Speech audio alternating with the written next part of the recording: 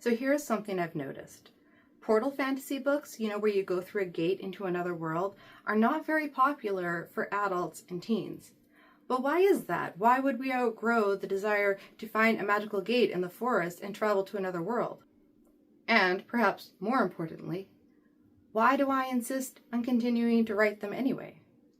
I'm Hannah Sandvig, and I write and illustrate cozy fantasy novels. And today is an illustrating day. So let's make some tea and we can chat about it while I draw Isobel. She is the main character of The Rose Gate, my Beauty and the Beast retelling. It is cozy and cute with lots of baking and apple picking with an otter and magical beekeeping and fairies and magic portals in the woods. But first, tea. Always tea. I can't draw without tea. It's not possible. I guess this is technically not a proper tea. It's roasted cocoa shells, and it is really, really yummy, and I'm kind of addicted to it.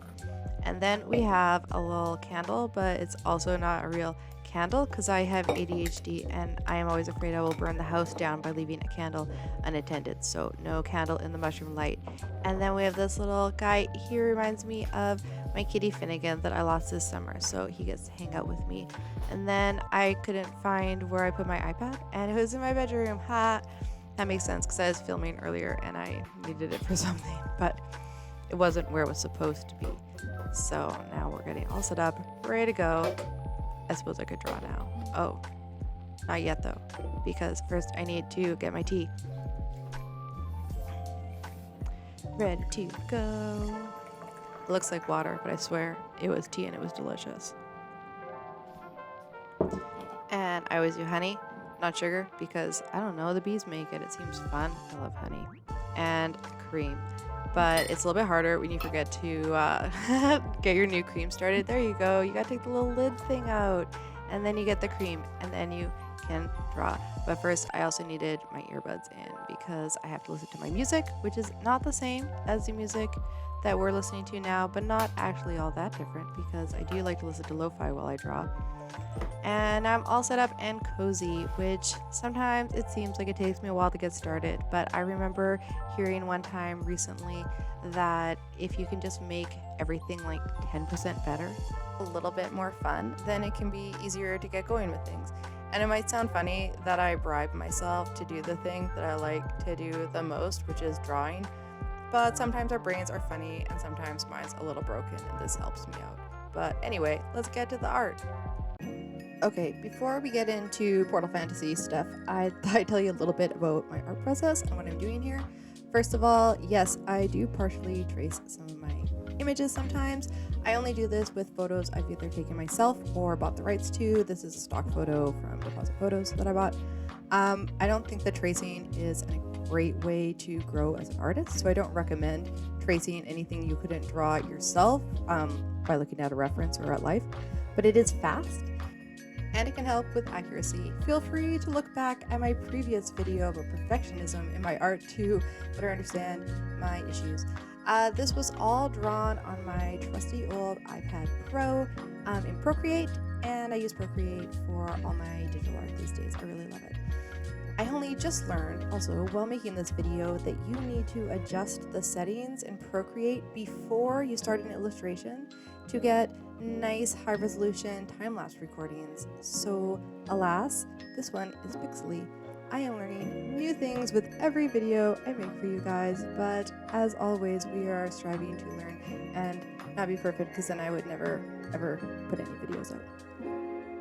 This illustration is of Isobel. She is my beauty character going through the Rose Gate, a magic portal that leads from the forest near her home, which is in the Kootenays, an area of British Columbia, Canada, in the mountains, which is where I live, to the Beast Castle in Fairy. It's one of many magical gates in my series because I love a portal fantasy. So what is a portal fantasy and what isn't? Portal fantasy usually is something that starts in our world. Sometimes it goes from one fantasy world to the other, but that's confusing. So usually it's our world. You go through some sort of magical gate or portal and end up in a fantasy realm. So we don't count time travel books or just visiting a new location in our world when we talk about portal fantasies usually. We grew up with Narnia, Alice in Wonderland, The Wizard of Oz, Wrinkle of Time, Those are all like kind of classic portal fantasies. And one of the things I never liked about them is that at the end, everything went back to normal, and the child had to go about their normal life in the normal world. I think it was supposed to teach them some sort of lesson about how to approach a challenge in their life, which is, a good theme for children. But what I wanted to do was not be in our world and go somewhere else. And don't even get me started on dream sequences like the original Wizard of Oz movie, when it turns out it was all just a dream. I'm like, she was never in Oz. She's in Oz in the books, by the way. Betrayal.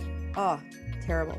Okay, and then in the early 2000s, Fae books first became a thing. I like to think of it as first wave Fae. These are the YA books like Holly Black's Tithe, Melissa Marr's Wicked Lovely. She backed my first Kickstarter, by the way, and I almost died. Anyway, and Julie Kagawa, I don't know if I say her name right, her Iron Fae books.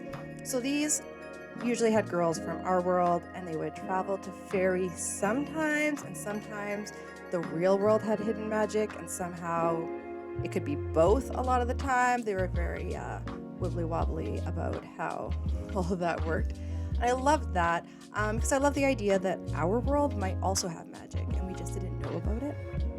But the modern Fae books that have come out kind of, since it got a revival with ACOTAR, and then there's a whole bunch of the more romantic-y Fae books, they're more and more secondary world fantasy. So that's fantasy that takes place all in another world, no connection to our world.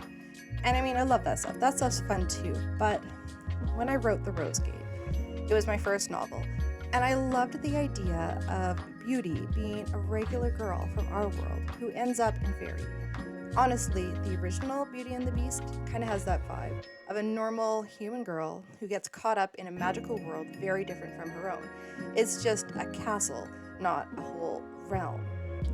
And I love the idea of a fairy realm based on the old stories and folklore, which a lot of those early fairy books really leaned into more than the current ones do in a lot of cases. But nicer and cozier. I love Holly Black's books. I could never write like that. I am an anxiety girly, and I want to write a world that feels safe. A world that I'd actually want to run away to. Sure, Tir na Nog, my version of fairy, has its issues, or there wouldn't be a plot. We've got some evil monarchs to get rid of, and all my male main characters have rather a lot of trauma. Poor boys. I'd like to be sorry, but I'm just not. Anyway, all in all, my fairy, Tir na Nog, is somewhere that my characters can really enjoy their happily ever afters when all is said and done. One of my favorite scenes from The Rose Gate is when Isobel is finally able to return home about halfway through the book. She's not so much a prisoner of the Beast Castle. I write cozy, not dark romantasy, remember? And she's sad because she misses Leith. Leith is the Beast character. He's actually a grumpy, scarred Fae prince who is cursed to turn into a bear whenever he leaves the castle. Because I think it's weird to make a story about loving someone for who they are inside, and then your reward being that they turn out to be super hot after all. What? Anyway, she misses Leith. And she misses the castle staff, who are all cursed to be in the form of woodland creatures, because I thought that little foxes and raccoons doing your hair and serving you tea was adorable. I'm going on a tangent again, sorry. She feels like she has unfinished business. And then Isobel realizes that she can go back and visit, because she can just go back there. And Leith is so stunned to see her again, and it honestly healed something inside of me after all the books I read as a child where they just had to learn to be okay in the real world. This illustration isn't based on a specific scene of the Rose Gate. It's more a character portrait of Isobel, a practical librarian in training who learns to love a swooshy princess dress. I was experimenting with incorporating softer tones and a more line art focused drawing style. Interestingly, one of my inspirations for the experiment was John R. Neal, who illustrated the Oz books. I wasn't even thinking about the Portal connection. He's just one of my favorite art influences. When I saw this stock photo that I'm using, I just knew it would be perfect for drawing Isobel coming through the Rose Gate. maybe after a visit with her sisters or the mysterious head librarian back in the human realm. And a fun fact is that the roses are all from photos from my own garden. I based the magical roses in the book on them, so it just made sense to use them as references for the illustration. They're also on the cover of the rose gate if you look at it, and the end papers that I showed you earlier, they're all based on my own flowers. So the portals in my fairy realm are always some sort of gate, and they need to be created by a spellcrafter. Any gate can lead to any other gate. You just have to have a clear picture in your mind of where you want to be when you step through them. So going somewhere you haven't been before can be a little tricky unless you have a map or a really good description from somebody. Of course, some gates can be locked or only open to certain people, so you don't have to deal with invading armies on your doorstep or worse, unexpected visitors. But why would there be a fairy gate by a small town in the middle of the mountains in the human world? It makes sense for all these fairies to need to travel to other parts of fairies, but why would they come to the Kootenays? Gold, of course. The Kootenays in my area was historically a rich gold mining area, and gold is the best metal to use in spellcrafting, as everyone knows. It holds spells better than copper or silver, and it's so dang sparkly. The fairies needed gates to access all the gold mines. The gates in fairy are often ornate and beautiful, but the gates in the human realm need to be disguised. Otherwise, who knows what kind of riffraff might go through at any time. The gate that Isobel discovers while out hiking was originally just 2 aspen trees, my favorite tree, with branches that meet in an arc overhead and a buried gold power source, because you have to have magic to make the gates work, even when you're in the human realm. Then, when the Rose Court, which is Leith's court in fairy, was cursed by the Unseelie Queen, the Rose Gate was also locked as part of the curse, so that none of them could escape. It's a whole thing. But then, a certain fairy godmother managed to link the Rose Gate to just one other gate, which was, you guessed it, it's the gate near Isabel's home. Over time, the magical roses grew through the fairy side of the gate to crawl up the trees in the human realm and create another rose gate in the forest. I loved the idea of a gate in the woods because when I was little, I would always be on the lookout for magical fairy spots when we went hiking. I didn't actually believe in fairies, I was a very practical child, but I would still look for places where a fairy might live if they did happen to be real. You know, huge old trees with lots of moss, little streams with tiny wildflowers, misty waterfalls, stumps covered in mushrooms. I still do this with my own kids. I love looking for fairy spots with them, and they'll tell me they found like a fairy apartment building or a fairy swimming pool or things like that, which is really fun and has honestly kept them from complaining on some of the longer hikes when they were little. And my grandma even once told me that she will see a spot when she's out in the forest. She is almost 80, but they still love to go camping and adventuring. Anyway, she'll see a spot and think, Hannah would say that fairies would live here. And I kind of love that I've passed a little bit of magic into her life that way, that she has it just like in the back of her head to look for fairy spots just because it's something that we shared when I was little. And I think that's pretty magical and fun. And it's not lost on me that books themselves are a form of portal magic. It's been so amazing having readers enjoy my stories because that means that they got to go through the magical gate that I created in my books and spend time in the world with me. And do you know what I found out? That I am not alone, and a lot of us need a safe and cozy magical escape these days. So I guess that is why I love Portal Fantasies. My next series will take place in the same world, still in my magical, Celtic-inspired fairy realm of Tir na Nog, but with less of a focus on the gates to the human realm. It's going to be more just on one little island where they have a cute little village and everything's sort of going to happen there, and I don't know if I'll have any humans. Honestly, there's a couple of reasons. One is just it's fun to write different things, but also I'm hoping that they'll hit the market a little bit closer than my current series because I would love to keep my career as a storyteller viable. My deepest fear is having to go and work retail or at a coffee shop or something. I'm sure would be good, but I'm afraid it would suck all of my creative energy out of me. But I'll never be sorry about writing this first series just the way I did, portals and all. It makes me happy to have been able to write something that I loved as a child and to be able to share that joy and magic with my readers. And that brings me pretty much to the end of this illustration. So here's the final image. I really do love how it turned out. I am really happy with the colors. I was trying a little bit more of a pastel, desaturated color palette than I had done previously, and since doing this, I have been trying to do more of that because there is just something about the softness of it I like. And I also liked how keeping the colors a little bit lighter allows the line art to really shine, because I love having beautiful lines and it is a big part of my style. So I hope you enjoyed watching the process of this illustration being made and my ramblings about Portal Fantasy. So now back to live Hannah.